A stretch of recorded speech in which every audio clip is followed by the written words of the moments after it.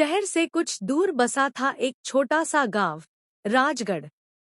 यह गांव दिखने में तो आम था, लेकिन इसके पास से गुजरने वाला एक रास्ता गुमनाम रहगुजर के नाम से जाना जाता था। यह रास्ता घने जंगल के बीचों बीच से होकर कहीं दूर चला जाता था, लेकिन किसी को नहीं पता था कि इसका अंत कहाँ होता है। गांव के बुजुर्ग कहते थे कि ये रास्ता मनहूस है। जिसने भी रात के समय इस पर कदम रखा, वह दोबारा कभी नहीं लौटा।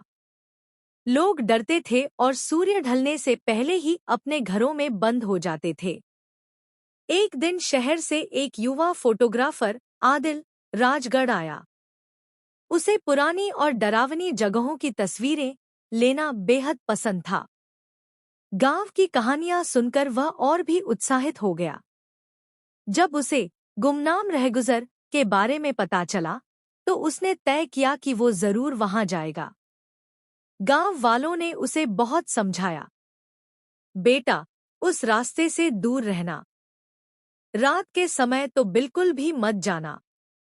लेकिन आदिल को न तो डर था और न ही चेतावनियों की परवाह। शाम ढलते ही वो अपना कैमरा लेकर उस रहस्यमय रास्ते की ओर बढ़ चला। रास्ते पर कदम रखते ही एक अजीब सी खामोशी उसका स्वागत करने लगी।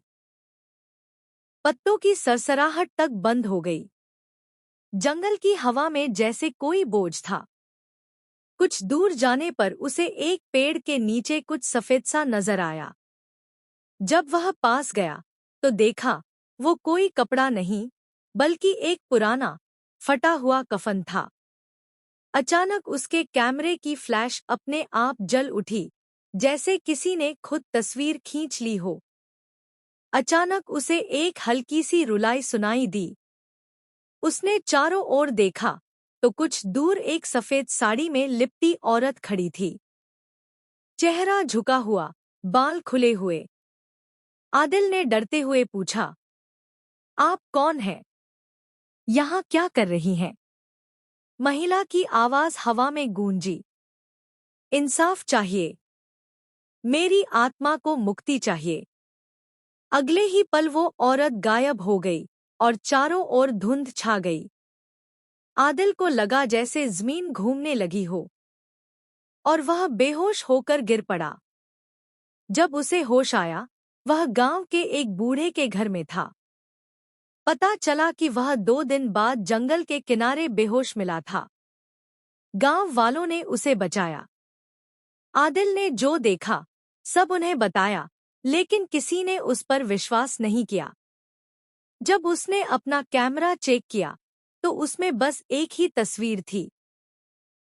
एक धुंधली सी महिला की तस्वीर, जो हवा में तैर रही थी और जिसकी आंखों से आंसू बह रहे थे। अब आदिल को चैन नहीं मिला। उसने गांव के इतिहास की किताबें पढ़ी, पुराने कागजात और अखबार खोजे। उसे पता चला कि करीब 50 साल पहले एक लड़की, राधा, इसी रास्ते में गायब हो गई थी। बाद में अफवाहें फैली कि किसी ने उसका कत्ल कर दिया, लेकिन न उसकी लाश मिली, न ही कातिल। आदिल ने उस तस्वीर को एक न्यूज़पेपर में छपवाया। कुछ ही दिनों में केस फिर से खुल गया। पुलिस ने जंगल के पुराने कुएं को खुदवाया और वहां से राधा की हड्डियां बरामद हुईं। कातिल तो अब इस दुनिया में नहीं था, लेकिन राधा की आत्मा को इंसाफ मिल चुका था। उसी रात आदिल को सपने में राधा नजर आई। धन्यवाद, तुमने मुझे मुक्त कर दिया। अगली सुबह गुमनाम रहगुजर पर एक ठंडी हवा चली। पंछी फिर से चहकने लगे और वह रास्ता जो कभी डर का नाम था, अब शांति और मुक्ति का प्रतीक बन गया।